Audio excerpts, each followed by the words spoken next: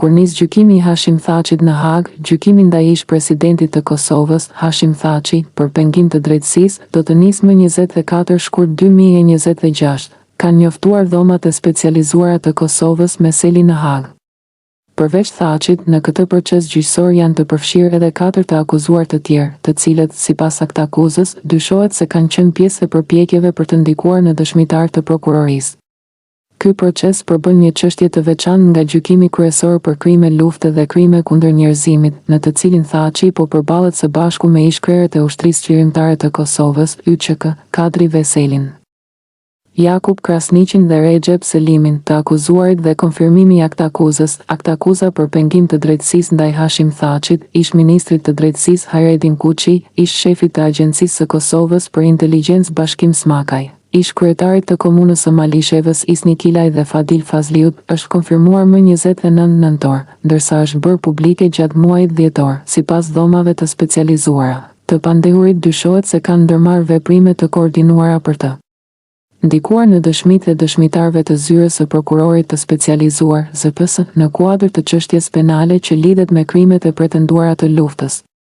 Kohëzgjatja e pritshme e gjykimit. Në parashtrimet e saj, zyra e prokurorit të specializuar ka deklaruar se gjykimi pritet të zgjasë jo më shumë se 2 javë.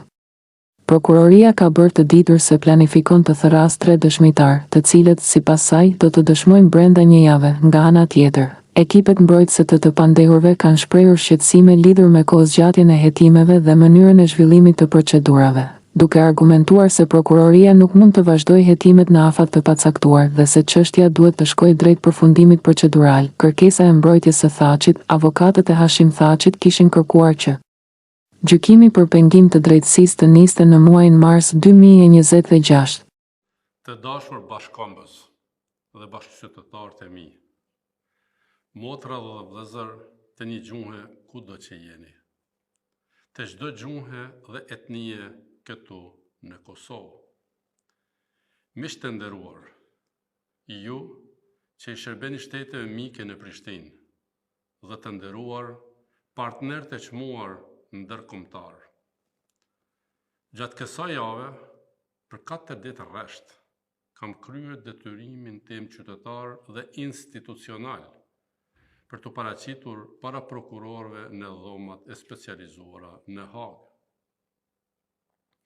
I kam përfunduar rreth 30 orë ballafaqim me trupin e organet e akuzës, ku jam njohur me të gjitha pretendimet e tyre dhe u kam dhënë përgjigje pyetjeve të tyre. Kam respekt e plot për procesin e zbardhjes deri në fund të së vërtetës dhe rolit tim në luftën çlirimtare për liri dhe pavarësi. Për shkaqe etike dhe të kufizimeve ligjore, nuk mund të hyj në detaje konkrete të këtij ballafaqimi, por nga ana tjetër, nuk mund të mos ndaj asgjë me ju. Jam i vetëdijshëm që të gjithë ju që me keni qëndruar afër me përkujdesje vëllazërore, me të drejtë, mund të keni pikpyetje tuaja për pretendimet e prokurorisë speciale ndaj meje dhe bashkëqytetarëve të mi. Të dashur qytetarë, sonte 3 gjëra duhet ju them. Duke kërkuar mirëkuptimin tuaj njerëzor, që të mos hyj në detajet e këtyre ballafaqimeve. E para, siç e kam thënë edhe para se të kapërceja pragun e gjykatës, historia e lavdishme e luftës çlirimtare dhe shtetformimit e Kosovës së pavarur, demokratike dhe evropiane nuk mund të rishkruhet nga askush. Sot ju them me bindje se ky proces jo vetëm që nuk do të mund të rishkruhet, nuk do të mund të rishkruhet kjo histori, sepse është vulosur me gjakun dhe sakrificën e një populli të tërë në luftë për liri. Por, përkundrazi, nga ky proces, cili do të qoftë rrjedha dhe kohëzgjatja e tij, historia e lavdishme rezistencës, mbijetesës dhe triumfit mbi një pushtues që kërkoi të shfarëste popullin shqiptar të Kosovës nga faqja e dheut me fshesën e fashizmit etnik, do të bëhet një herë për gjithmonë e paprekshme nga askush. E dyta, ky proces i radhës është në vazhde në 22 viteve të akuzave, shpifjeve e fabrikime mbi ushtrinë shlerimtare të Kosovës dhe përpjekjeve të popullit të Kosovës për liri dhe shtet. Por ky proces do të evolos një herë e për gjithmonë rolin historik të UÇK-s si një rol i pazëvendësueshëm dhe i patjetërsueshëm për lirinë e fituar për të gjitha gjeneratat që do të gëzojnë Kosovën si shtet të pavarur dhe demokratik. Këto përbuzje etnike, maltretimi shqiptarëve, qysh në barkun e nënës, sjelljet gjenocidale kundër popullit me të drejtë historike mbi këtë tokë, represioni kulmuar me spastrim etik deri në përmosat gjenocidale, do të jetë një përfaqeve me të errta të së shkuarës që kurrë nuk do të mund të rikthehet në Kosovë. Dhe e treta, unë që pata fatin dhe nderin të kemë rol në luftën dhe në rrugën e pavarësisë e të shtetformimit të Kosovës. Ndjehem sot edhe me i bindur, edhe me i vendosur, se sa përpara këtij ballafaqimi për vlerën e madhe që ka mundimi dhe sakrifica personale për të quar deri në fund zbardhjen e kësaj historie 22 vjeçare. Një histori e mbushur me lëndime të shkaktuara nga akuzat kundër meje dhe bashkëluftëtarët e mi, kundër luftës sonë të përbashkët me Shtetet e Bashkuara të Amerikës, me NATO-n, me Shtetet e Bashkimit Evropian dhe shtetet mike të tjera për çlirimin e popullit të Kosovës nga diktatura fashiste e Slobodan Miloševićit dhe shtetit të Serbisë. Të dashurit e mi, sonte dua të përsëris se për mua Kosova është gjithnjë e para. Nëse për Kosovën isha gati të jap jetën kur isha një djalë i ri, sot që jam një prind me thinja, nuk kam fare dyshim se detyra ime është ta mbroj Kosovën, duke mos lejuar që procesi ku me kam përfshirë mua dhe bashkëluftëtarët e mi krejt padrejtisht të pengoj punët të mëdha që ka përpara atë dheun Kosova. Prandaj, duke ju falenderuar nga thellësia e zemrës për këtë respekt dhe solidaritet gjithkombëtar, dua t'ju lutoj të gjithëve që ta vendosni Kosovën mbi dallimet politike partijake, mbi hatërmbetjet dhe pakënaqësitë e përditshme.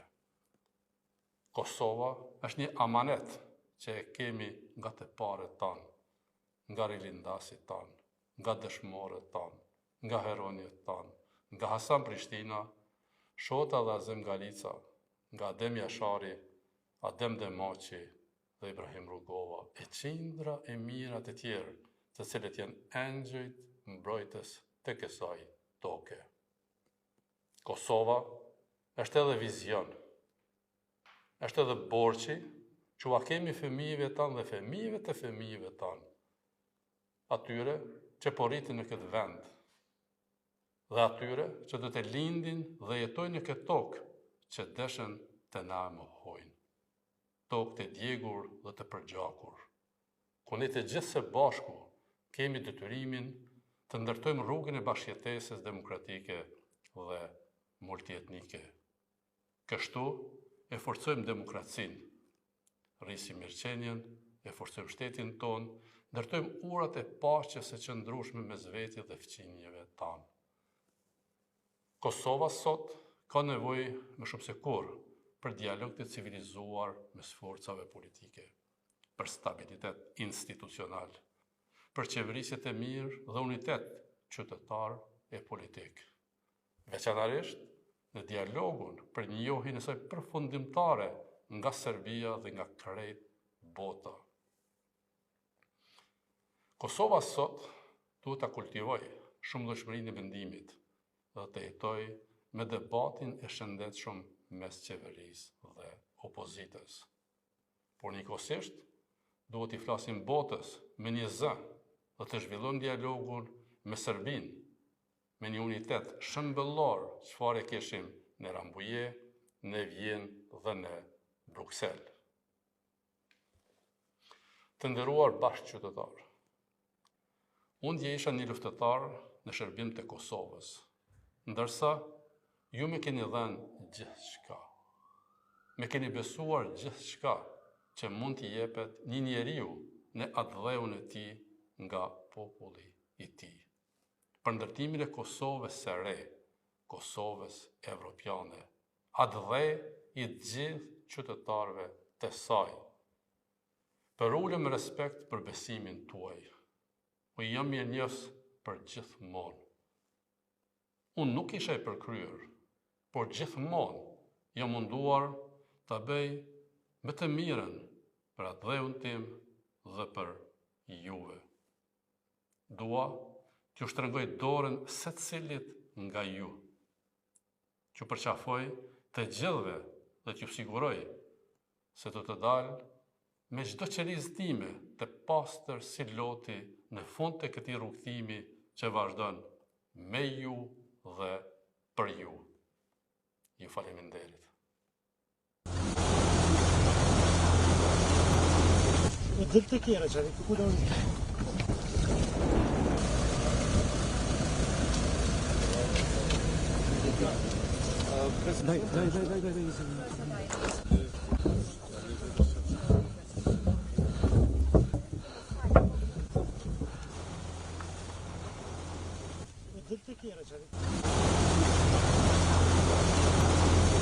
Del të kjera që ku do